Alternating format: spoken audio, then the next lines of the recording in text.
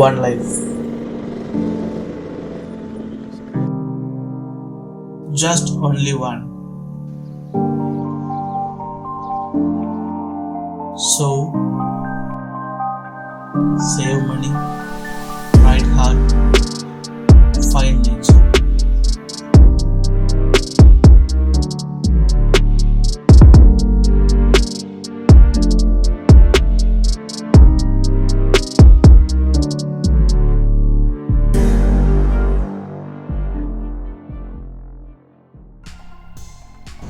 Hello friends, எல்லாத்துக்கும் வணக்கம்.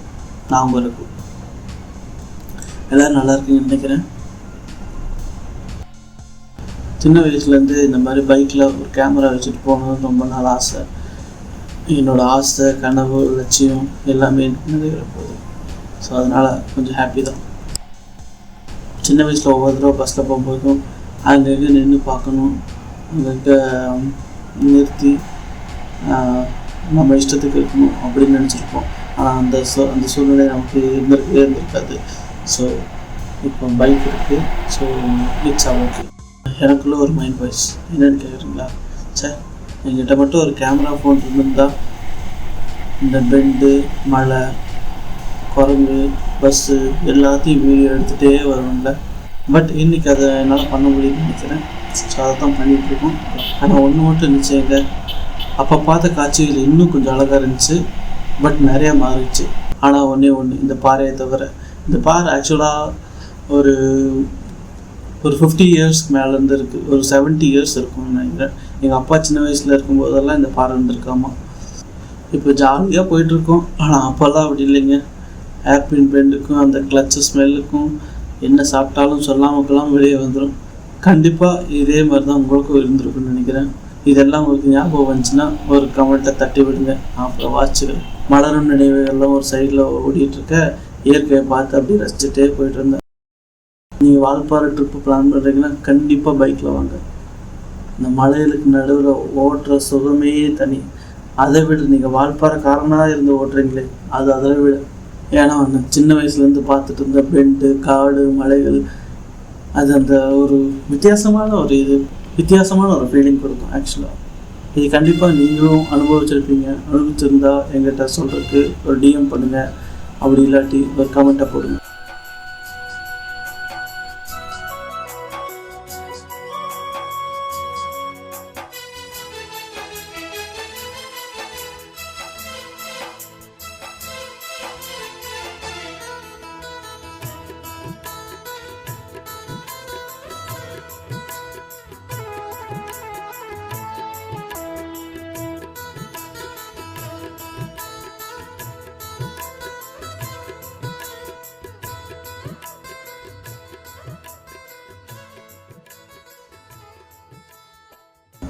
Wow, பஸ்லேருந்து மட்டுமே பார்த்த இந்த வியூ பாயிண்ட்டை இப்போ டைரெக்டாக பார்க்குறேன்.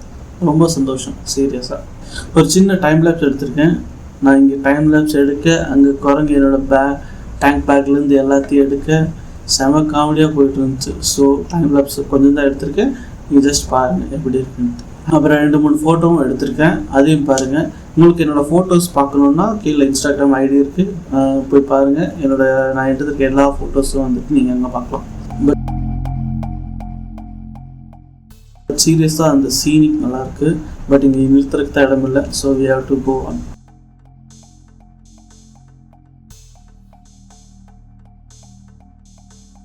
ஆக்சுவலாக இன்றைக்கி சண்டே. ஸோ நிறையா ரைடர்ஸ் போயிட்டுருக்குறாங்க. ஸோ எப்பயும் ரைட் பண்ணும்போது கர்வ்ஸில் ஓவர்டேக்கே எடுக்கக்கூடாது. அதுவும் பிளைண்ட் கர்வ்ஸில் கண்டிப்பாக எடுக்கக்கூடாது. எப்பயும் ரைட் பண்ணும்போது கர்வ்ஸில் ஓவர்டேக் பண்ணாதீங்க. அதுவும் பிளைண்ட் கர்வ்ஸில் நோ வே.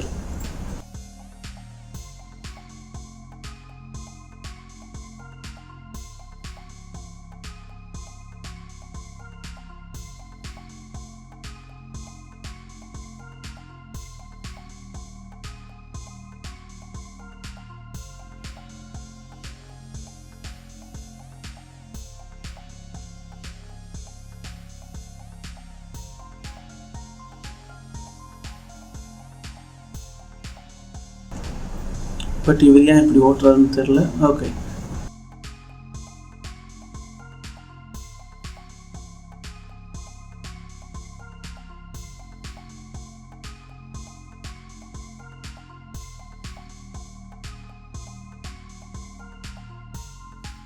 ரைடர்ஸோட சிக்னல். ரைடர்ஸ் நெக்ஸ்ட் டைம் யாராச்சும் இந்த மாதிரி பைக்கர் பார்த்தீங்கன்னா நீங்களும் ஒரு தம்ஸ் அப் கொடுங்க. ஓகே, இங்கேருந்து வாழ்கிற மக்கள்லாம் பெரிய ஆள் சீரியஸாக.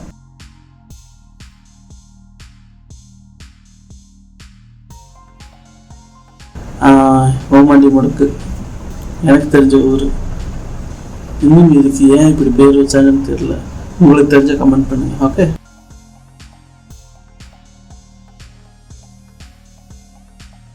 இப்போ கரெக்டாக 9:15 ஆச்சு.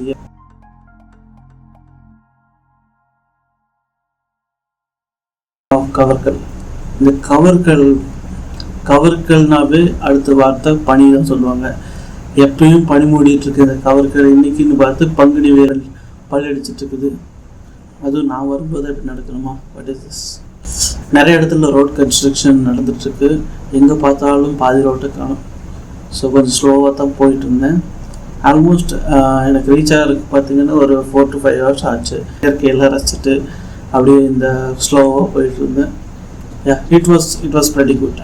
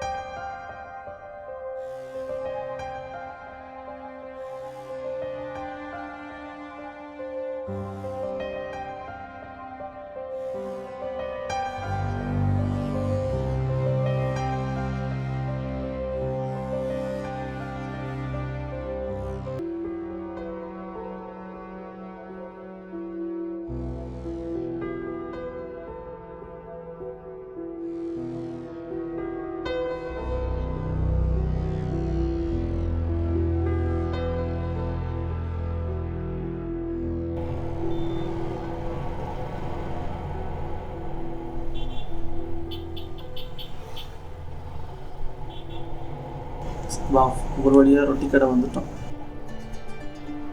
ஓகே, ஐ திங்க் நான் ரொம்ப நேரம் பேசிகிட்டு இருக்கேன்னு நினைக்கிறேன். Let's do some fast forward. ஏன்னா உங்களுக்கு போர் அடிக்கூடாது இல்லையா?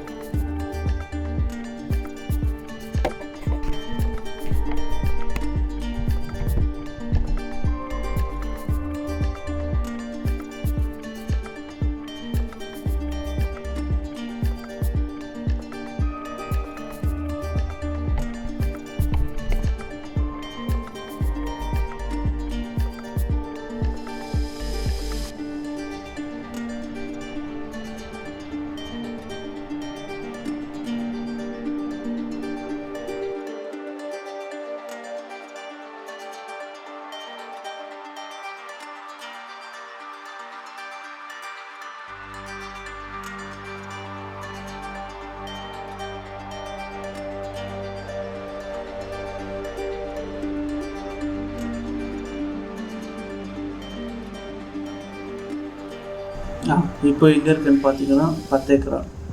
ஸோ இந்த ஸ்டாப் பேர் 10 ஏக்கரா.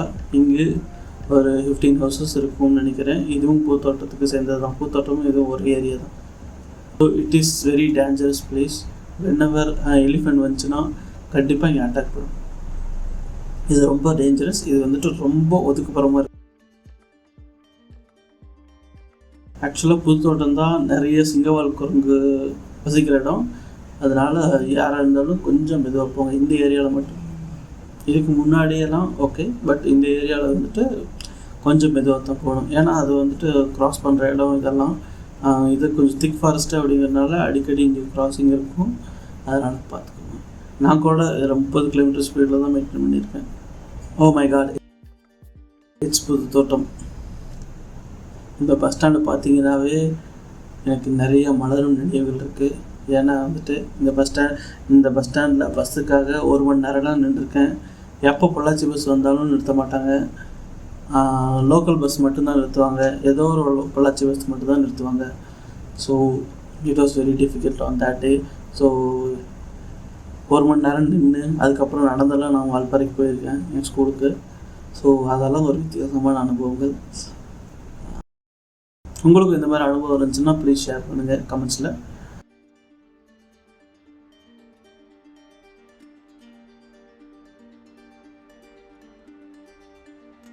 என்னடா மேலே பார்த்துட்ருக்கேன்னு பார்க்குறீங்களா? மேலே தாங்க நாங்கள் இருந்த குவார்ட்டர்ஸ் இருந்துச்சு. ஒரு சின்ன கன்ஃபியூஷன் ஒரு ஃப்ளக்சுவேஷன். போகலாமா வேண்டாமான்னு ஒரு ஃப்ளக்சுவேஷன். சரி, இவ்வளோ தூரம் வந்துட்டோம், பார்த்துட்டே வந்துடலாம் அப்படின்ட்டு நான் அப்படியே திரும்பி போகிறேன். இதான் ரோடு. பட் இப்போ யாரும் யூஸ் பண்ணுறதில்ல. ஆக்சுவலாக யாரும் யூஸ் பண்ணாதனால ஃபுல்லாக டேமேஜாக இருக்குது.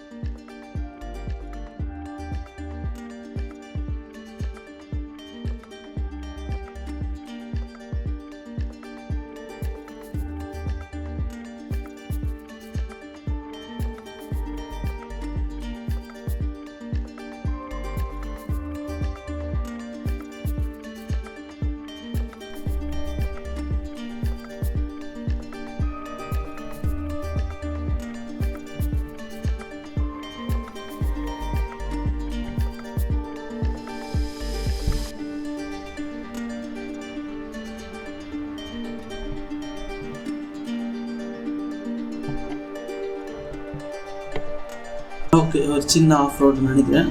Let's go.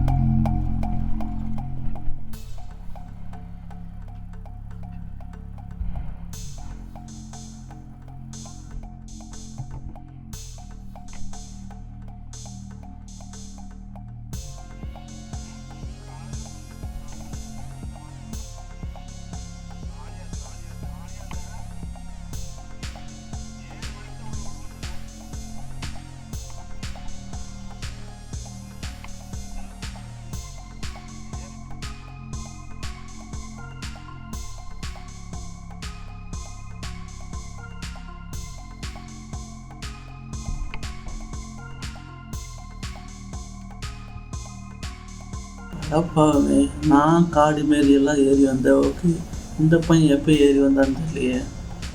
அடையா டப்பையா. மேலே தாங்க எங்கள் வீடு இருக்குது, அங்கே போகிறோம். அழகாக படிக்கட்டு இருந்துச்சு, இப்போ ஒன்றையும் காணும்.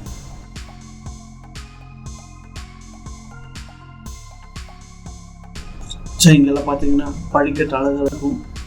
நீட்டாக ஏறி போகலாம், வரலாம், ஓடி வரலாம், மேலே ஏறி போகலாம். ஸோ அவ்வளோ நீட்டாக படிக்கட்டு இருக்கும். இப்போ படிக்கட்டும் காணும், ஒன்றையும் காணும். பட் இந்த வீட்டில் எனக்கு நிறைய மெமரிஸ் இருக்குது சீரியஸாக. லைக் யானையெல்லாம் இந்த வீட்டில் 2-3 தடவை உள்ளே போந்துட்டு, எங்கள் வீட்டுக்குள்ளேயே வந்து பலாப்பழத்தெல்லாம் தூக்கிட்டு போயிருக்குது. அப்புறம் சீட்டாவெல்லாம் பார்த்துருக்கேன் நான். சிறுத்தையெல்லாம் பார்த்துருக்கேன். நிறைய மான் பார்த்துருக்குறேன். நிறைய பாம்புகள் இங்கே ஒரு 4-5 நாகப்பாம்பெல்லாம் வந்து 4 நாகப்பாம்பெல்லாம் வந்துருக்கு. ஓகே. அப்புறம் ஹார்ன்பில்ஸ் எல்லாம் அடிக்கடி இங்கே பக்கத்தில் ஒரு மரம் இருக்கும். ஆக்சுவலாக இப்போ வந்துட்டு அது இத்து போச்சு.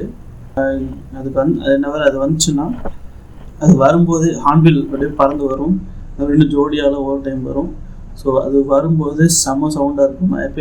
நான் வெளியே இருந்தேன்னா அப்படியே கேட்கும். ஸோ அந்த மெமரிஸ் எல்லாம் சீரியஸாக அதெல்லாம் அன்ஃபர்கட்டபிள். இட் கான் பி, அது எரேஸே பண்ண முடியாத மைண்ட்லேருந்து. ஸோ அப்போல்லாம் நினச்சிருக்கேன், சரி கேமரா இருந்திருந்தா நேராக அந்த ஹார்ன்பில்லாம் ஃபோட்டோ எடுத்திருப்பேன், நிறையா பண்ணியிருக்கலாம் அப்படின்னு. நான் அப்போது சின்ன வயசில் ஒரு 6th 7th படிக்கும்போது நிறையா மைண்டில் இருந்துச்சு. பட் அப்போ இல்லை, இப்போ இருக்குது. இப்போ என்னால் இங்கே இருக்க முடியாது. So this is life. சரி, இன்னும் நிறையா மெமரிஸ் இருக்குது.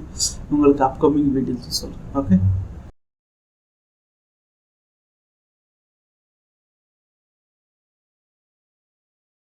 இந்த வீடியோ பிடிச்சிருந்தா மறக்காமல் சப்ஸ்கிரைப் பண்ணிக்கோங்க, நோட்டிஃபிகேஷன் ஆன் பண்ணிக்கோங்க. ஸோ புத்தோட்டம் வரைக்கும் வந்திருக்கோம். இனி வால்பாறை போகணும். இன்னும் நான் ஸ்டான்மோர் போனேன், குரங்குடி போனேன். ஸோ அதெல்லாம் அந்த வீடியோலாம் அப்கமிங்கில் வரும். ஸோ மறக்காமல் சப்ஸ்கிரைப் பண்ணி பெல் ஐக்கான் ப்ரெஸ் பண்ணிக்கோங்க. So that you will get notification. Thank you guys, thank you, நன்றி.